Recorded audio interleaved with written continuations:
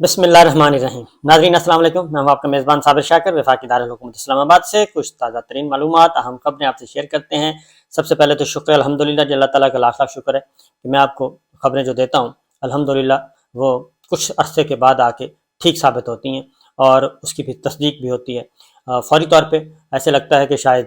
آپ بھی تھوڑے سے مایوس ہو جاتے ہیں کہ میں آپ کو بر وقت صحیح خبریں نہیں دے رہا ہوتا، بلکہ میں خبر آپ کو وہ دیتا ہوں وہ کافی دیر کے بعد 3 4 6 مہینے کے بعد جو کچھ ہونا ہوتا ہے اللہ کا شکر ہے میں آپ کو اس سے آگاہ کر دیتا ہوں. اور اس لیے آپ کا اور میرا جو ایک رشتہ ہے اعتماد کا وہ برقرار ہے. سنسنی خیزی کی ضرورت نہیں ہے. سنسنی خیزی جو ہے وہ کچھ عرصے تک تو چل سکتی ہے، ادروائز پھر وہ ان دا لانگ رن جو ہے ہمارا تعلق جو ہے وہ کمزور ہوتا جاتا ہے. اس لیے ایک میں نے آپ کو خبر دی تھی اور اس خبر کی تصدیق ہو گئی ہے کہ یہ جو سارا کھیل ہے وہ کھیلا گیا تھا صرف اور صرف ایکسٹینشن کے لیے. جو اس وقت پاکستان میں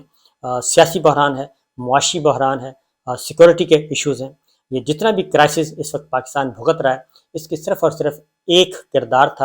اور وہ ایک کردار اپنے مفادات کے ارد گرد گھوم رہا تھا، اور وہ تھا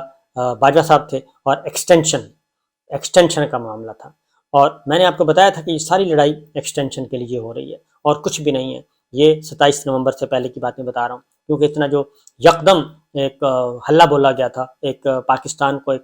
جیل بنا گیا تھا، مقبوضہ وادی کی طرح پاکستان بن گئی تھی، اور بنیادی حقوق، انسانی حقوق، شہری حقوق، ہر چیز فنا کر دیے گئے تھے. تو اس کے پیچھے یہ تھا، خوف و ہراس پھیلایا گیا تھا، لوگوں کو اٹھایا گیا تھا، ہمارے صحافی بھائیوں کو. سب سے زیادہ ہمارے صحافی بھائی متاثر ہوئے، میں خود متاثر ہوا، اور ARY اور بول ٹیلی ویژن یہ سارے کے سارے تمام دوست، ان کے نام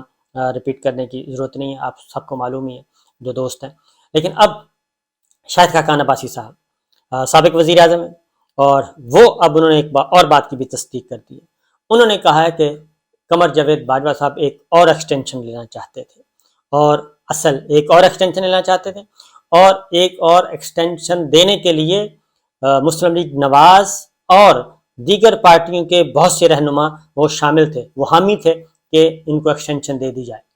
اور انہوں نے کہا کہ صرف نواز شریف اور اپنا نام لیا خاقان عباسی صاحب نے کہ میں یہ دو مخالف تھے اور جس کی وجہ سے یہ ایکسٹینشن نہیں ہو سکی. اور میں آپ کو بتا دوں کہ ایک ایک لفظ کی خاقان عباسی صاحب نے تصدیق کر دی ہے، کیونکہ جو کچھ بھی ہو رہا تھا، اور پھر یہ جو مذاکرات ہوتے، شہباز شریف صاحب ایکسٹینشن کے حامی تھے، خواجہ آصف صاحب لابنگ کر رہے تھے، ملک احمد خان صاحب لابنگ کر رہے تھے، پیپلز پارٹی اس کی حامی تھی، مولانا اس کے حامی تھے. تو یہ سب کے سب حامی تھے ایکسٹینشن کے، اور ہر صورت میں ایکسٹینشن چاہتے تھے. اور جو ایوان صدر میں ملاقات ہوئی تھی خان صاحب کی، اس میں بھی انہوں نے کہا تھا کہ مجھے ایکسٹینشن ملے تو آپ ایکسٹینشن کو سپورٹ کریں، تو میں پھر الیکشن کرواؤں گا، پھر الیکشن کروا کے تو پھر میں اقتدار سپورٹ کروں گا، اپنی سٹک اگلے بندے کے سپورٹ کروں گا، اور پھر اقتدار بھی اگلی پارٹی کو ملے گا، اور عمران پاکستان تحریک انصاف جیتے گی تو اقتدار آپ کو مل جائے گا. لیکن وہ مذاکرات بھی کامیاب نہیں ہو سکے تھے، اور اس میں عمران خان صاحب کو بھی شیشے میں اتارنے کی کوشش کی گئی تھی. اور ایک اور ایکسٹینشن کے بعد یہ جو بات ہو رہی تھی کہ 6 مہینے کی ایکسٹینشن نہیں تھی، یہ فل فلیج ایکسٹینشن تھی، اور اس کے بعد مزید آگے جانا تھا. تو اس لیے یہ جو آرمی چیف اس وقت موجود ہیں، chief of army staff general Asim Munir صاحب، ان کے خلاف جو مختلف 2 سفارت خانوں کو، ایک نہیں 2 سفارت خانوں کو، سعودی عرب کا نام تو آ چکا ہے، ایک اور سفارت خانہ ہے، ان کو بھی یہ بات کنوے کرنے کی کوشش کی گئی تھی، کوشش نہیں کی تھی، کنوے کی گئی تھی، اور کہ جی یہ مسئلہ ہے عقیدے کا، یہ چھیڑا گیا تھا. لیکن وہ بر وقت ساری چیزیں پتہ چل گیا تھا کہ یہ کام ہونا ہے، اور یہ کارڈ بھی کھیلا گیا تھا، اور یہ شرمناک حرکتیں کی گئی تھیں. اور اب شاہد خاقان عباسی صاحب نے اس کی تصدیق کر دی ہے کہ جناب یہ کچھ ہوا. اس کے بعد انہوں نے ایک اور بات بھی، کچھ چیزیں اور بھی انہوں نے کھولی ہیں، بیان کر دی ہیں. اور انہوں نے ایک تو ظاہر ہے وہ بھی ایک وزیر اعظم رہے ہیں، اور وزیر اعظم باجوہ صاحب کے ساتھ کام کرتے رہے ہیں، باجوہ صاحب ان کے ساتھ کام کرتے رہے ہیں، اور مختلف ایک سعودی عرب کا وزٹ بھی انہوں نے جوائنٹ کیا تھا. دونوں نے مشترکہ طور پہ، اس وقت ہم بھی ادھر ہی تھے، دمام میں مشقیں تھیں، فوجی مشقیں، اور مختلف کثیر الملکی پاکستان کی بھی اس میں شامل تھے. تو وہاں پہ ہم بھی اس کی کوریج کے لیے گئے ہوئے تھے، تو وہ وزٹ بھی تھا. تو اس لیے، اور پھر خاقان عباسی صاحب نے پھر ایک اور بات کر دی. انہوں نے کہا جی کہ پیغام رسانی بھی ہوتی رہی ہے، اور اس کے ساتھ لیکن ایک اور بات جو انہوں نے پوچھا ان سے حامد میر صاحب نے کہ مارشل لا کا بھی دھمکی دی گئی تھی، تو خاقان عباسی صاحب نے کہا کہ میرے علم میں نہیں ہے، لیکن بالکل یہ دھمکی بھی موجود تھی اور کہ مارشل لا نافذ کر دیا جائے گا اگر مجھے ایکسٹینشن نہ ملی تو۔ لیکن وہ چیزیں آہستہ آہستہ آگے بڑھتی گئیں، آہستہ آہستہ آگے بڑھتی گئیں، اور اس میں یہ جو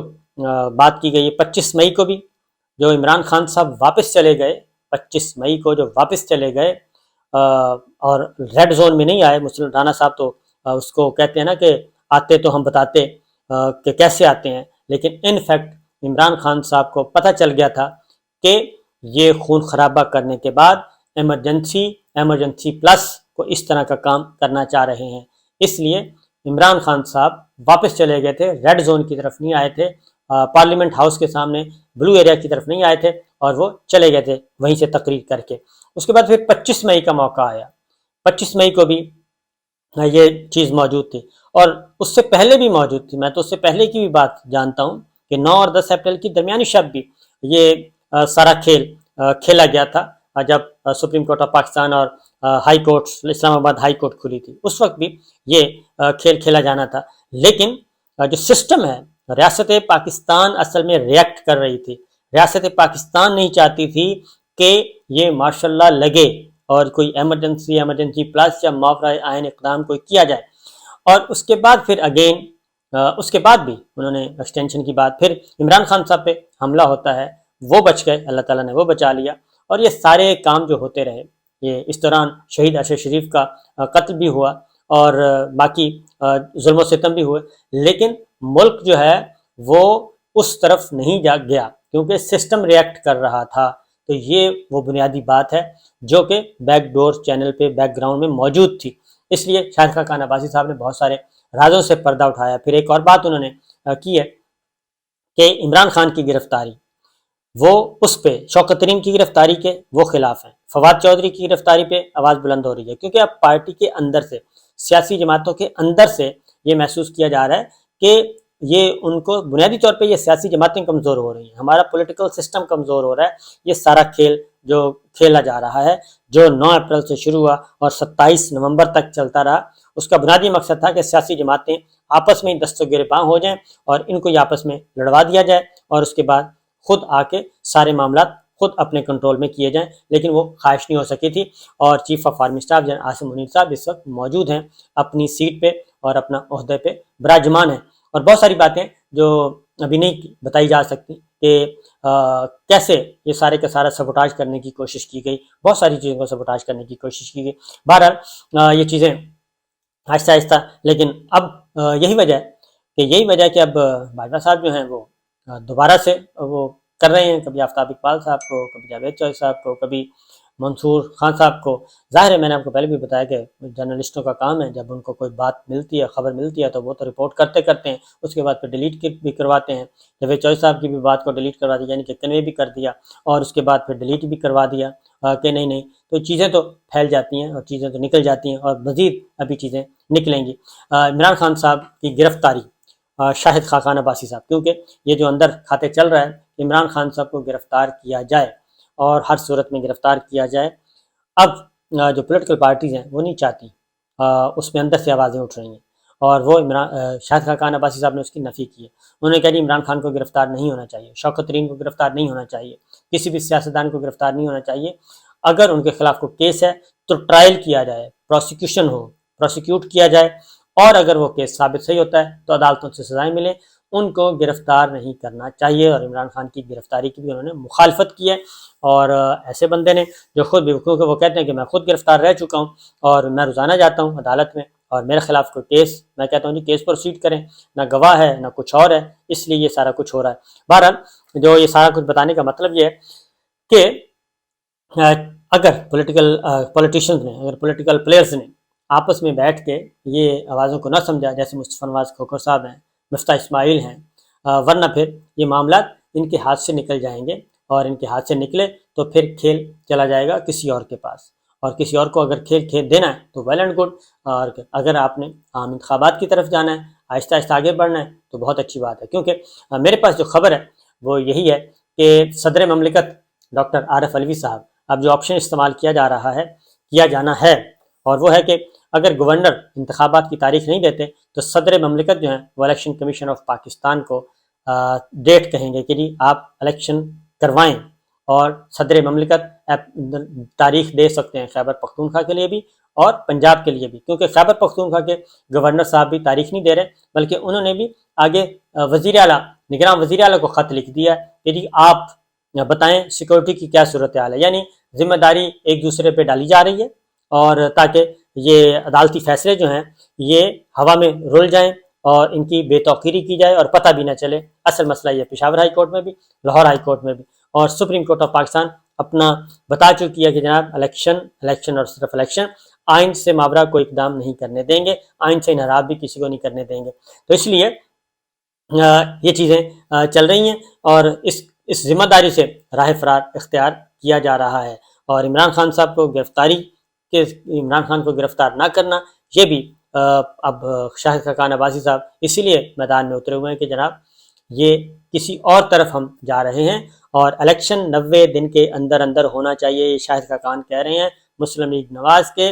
سینئر موسٹ رہنما جو اپنے سینئر نائب صدر چھوڑ چکے ہیں، عہدہ ایک سائڈ پہ رکھ چکے ہیں، اور انہوں نے واضح طور پہ کہا ہے کہ جو آئین کو وہ جانتے ہیں الیکشن 90 دن کے اندر اندر ہونا چاہیے، اور ساتھ ہی ساتھ مختلف اور بھی جو ہیں پارٹیز کے اندر سے آوازیں اٹھ رہی ہیں کہ جناب آپ الیکشن کروائیں۔ سردار لطیف کھوسہ صاحب بھی یہی بات کر چکے ہیں۔ اس لیے یہ جو میں آپ کو کہتا ہوں کہ الیکشن ہونے ہی ہونے ہیں،